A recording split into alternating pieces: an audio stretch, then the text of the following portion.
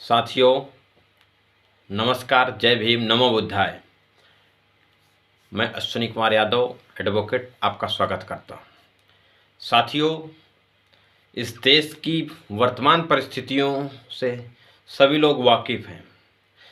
समाज के सभी लोगों को, सभी मतदाताओं को विपक्ष की राजनीतिक पार्टियों से बहुत आशा और उम्मीद है कि कितना अच्छा प्रत्याशी उतारा जाए जिससे यह देश बच सके, देश का संविधान बच सके, इस देश के बहुजन समाज के लोगों का मान सम्मान स्वाभिमान बच सके।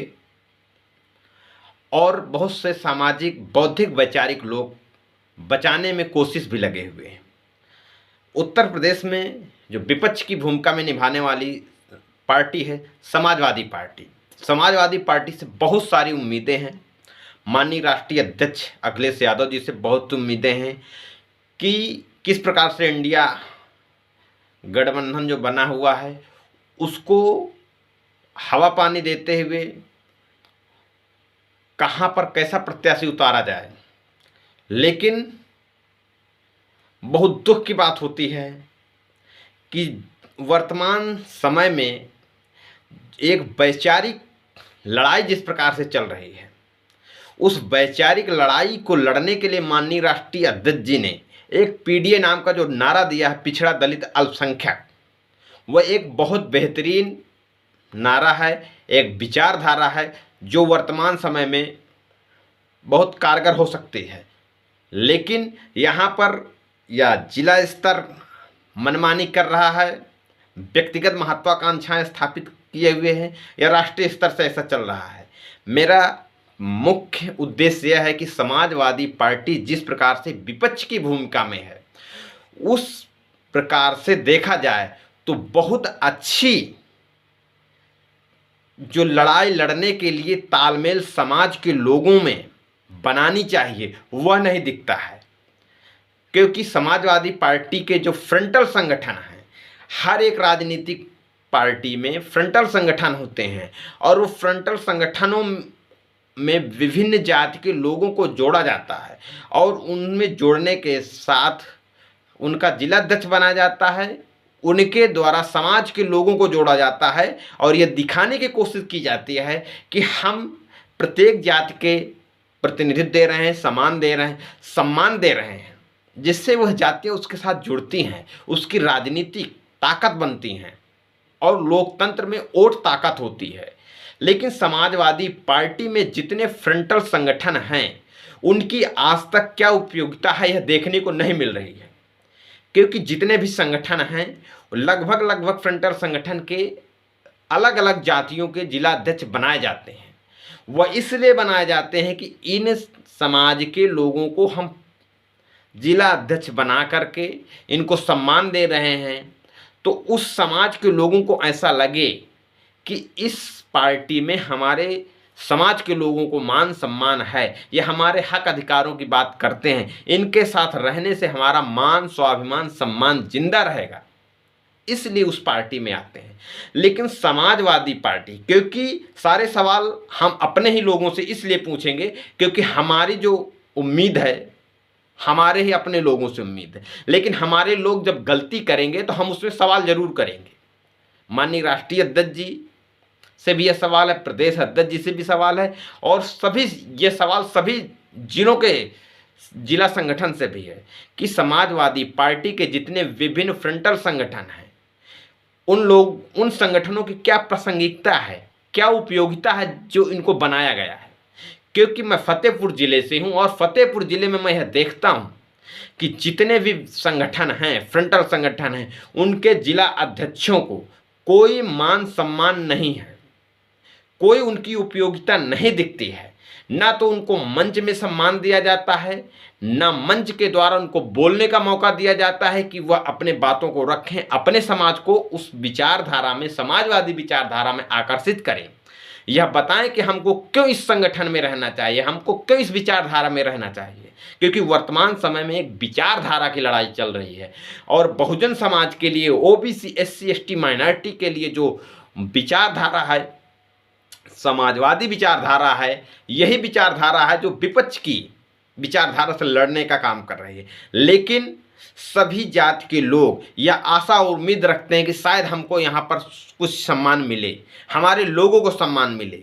लेकिन दुख तब होता है कि वर्तमान समय में समाज के सभी लोगों को जोड़ करके लड़ाई लड़ने की ज़रूरत है, लेकिन समाजवादी पार्टी फ्रंटल संगठन बना करके कागज़ में उनको पदाधिकारी बना करके सिर्फ कागज़ में उनको दफना दिया है।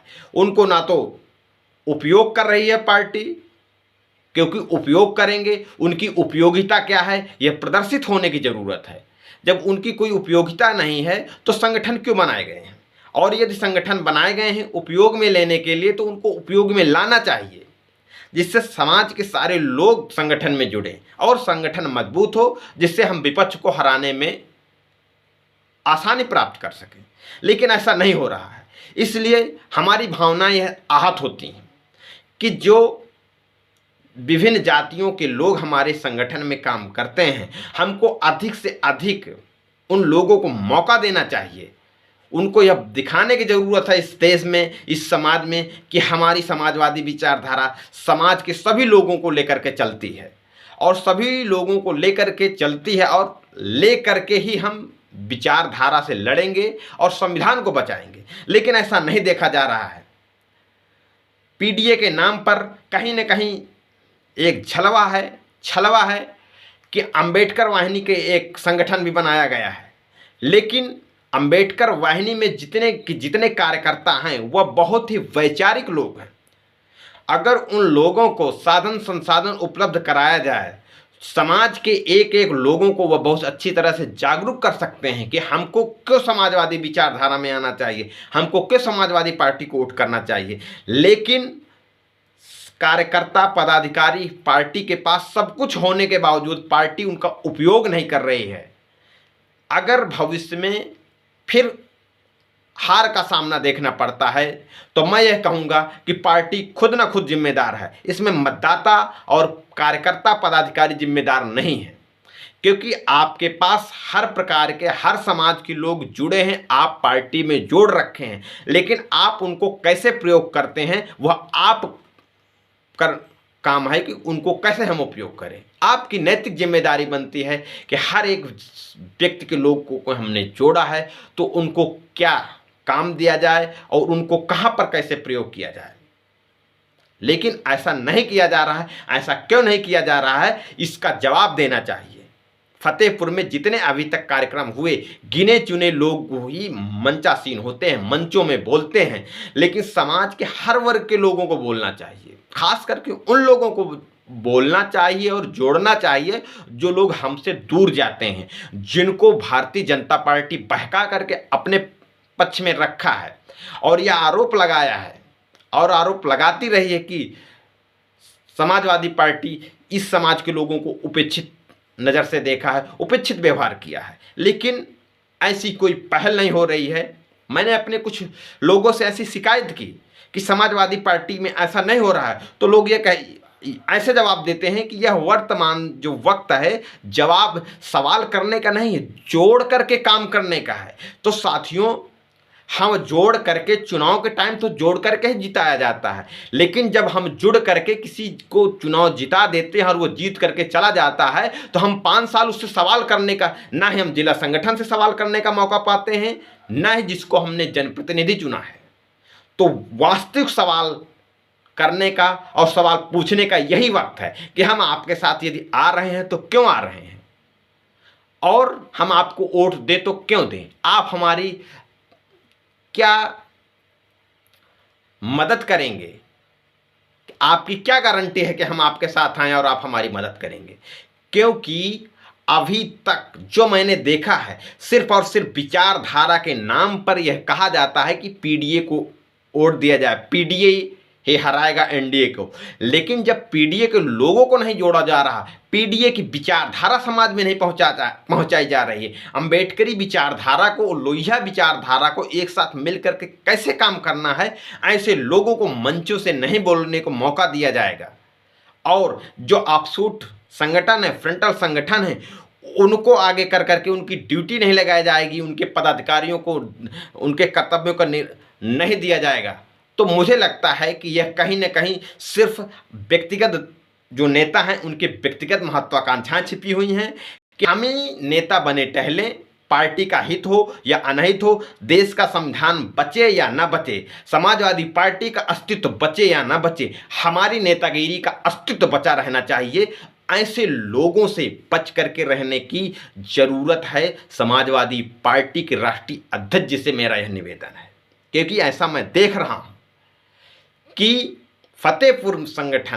फतेहपुर में जितने भी फ्रंटल संगठन हैं उनको कहीं मौका ही नहीं मिल रहा है। इक्का दुक्का जो इधर इधर गैंग में चलते हैं, किसी बड़का नेता के आगे पीछे चलते हैं, उन लोगों को मंचों में मौका मिल जाता है, बाकी अदर लोगों को कोई मौका नहीं मिलता है। उस समाज के लोग यह जान ही नहीं पा रहे हैं, कुछ समाज के लोग ये बात समझ नहीं पाते कि हमारे समाज का प्रतिनिधित्व इस पार्टी में कौन कर रहा है। जब कोई समाज जान ही नहीं पाएगा तो आपके साथ क्यों आएगा। इसलिए मेरी हिदायत है कि वर्तमान समय में सवाल करने का यही सही वक्त है, क्योंकि चुनाव जीतने के बाद तो हम सवाल करेंगे ही नहीं और ना आप जवाब देंगे। इसलिए सवालों का जवाब देते हुए निराकरण किया जाए, समाज के सभी लोगों को जोड़ करके, वैचारिक लोगों को जोड़ करके इस लड़ाई को लड़ा जाए, जिससे हम आसानी से जीत सकते हैं। ऐसी मैं आशा और उम्मीद करता हूँ। धन्यवाद। जय भारत, जय संविधान, जय विज्ञान।